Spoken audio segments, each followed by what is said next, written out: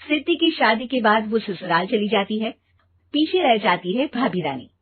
सिद्धि के ससुराल जाते ही भाभी कहती है, अरे वाह जी वाह, सारे कपड़े मेरे। हाय रे पैंट, अरे वाह वाह, मजा आ जाएगा। अरे ये सिद्धि की अलमारी के सामने खड़े होकर क्या बड़बड़ा रही है? जाकर देख मेहमानों को विदाई की मिठाई मिली कि नहीं। अब हाँ माँ जी, क्यों नहीं, लेकिन पहले कपड़े तो बदल लूं। अब रानी आ जाती है सिद्धि के उन कपड़ों में जो वो ससुराल जाने से पहले घर छोड़ जाती है। अरे रानी, कुछ दिन रुक जाती। अरे ये तो सिद्धि बिटिया को मैंने ही दिया था, बड़ा ही फबता था उस पर, तुझ पर तो कुछ खास नहीं लग रहा। अब वो ना मेरे सारे कपड़े गीले थे तो सोचा पहन लूं। वैसे भी सिद्धि को कौन सा दिन पुराने आउटडेटेड कपड़ों को पहनना है। वैसे भी ये सूट तो मैंने तभी पहना था, वैसे खास है भी नहीं ये। हाँ ठीक है, लेकिन ना मेरी सिद्धि पर तो जमता था। सारे मेहमान चले जाते हैं और सिद्धि ससुराल से मायके पहली बार आती है। अपना घर, अपना कमरा, अपनी अलमारी।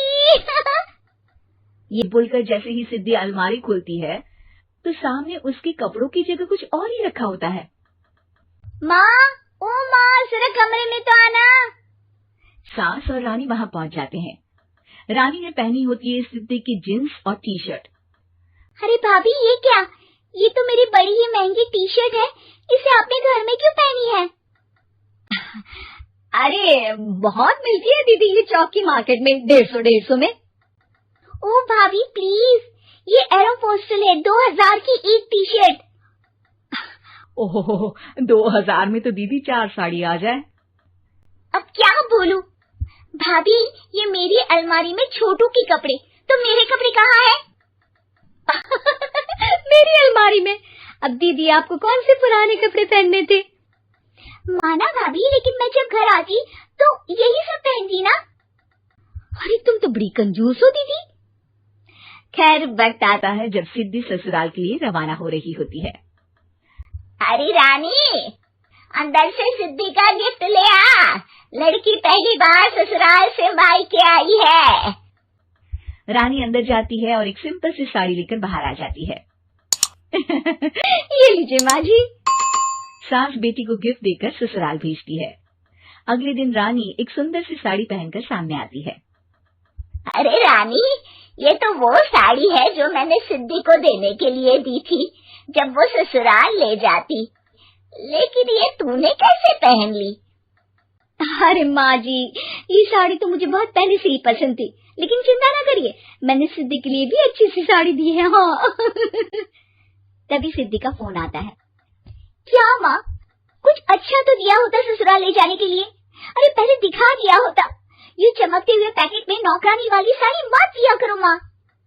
अरे बेटे, वो तेरी भाभी ने ना गलती से उससे पैकेट बदल गया। हाँ, मैं कल ही तेरे भाई के हाथ से तेरा वाला पैकेट भेज दूंगी। अरे रहने दो माँ, आई एम श्योर भाभी ने अभी वही साड़ी पहनी होगी जो तुमने मेरे लिए रखी थी। तुम तो समझ नहीं पाई उनको। खैर छोड़ो, मैं ज्यादा बोलती अच्छी नहीं लगती, रहने दो, आपको उन्हीं के साथ रहना है, फिर बात करेंगे। सास को रानी पर गुस्सा आ जाता है। वो उसके कमरे में जाती है जहाँ वो शादी का एल्बम देख रही होती है। रानी, मार्केट जाकर एक ऐसी ही साड़ी लेकर आ, कल प्रतीक जाकर सिद्धि के घर दे आएगा। अरे क्यों माँ जी, कितनी साड़ी देनी है दीदी को, यहाँ कोई सेल लगी है क्या? अरे चुप कर, मेरे बेटी के हिस्से की साड़ी खुद पहन ली, अब ज्यादा ज्ञान बांट रही है।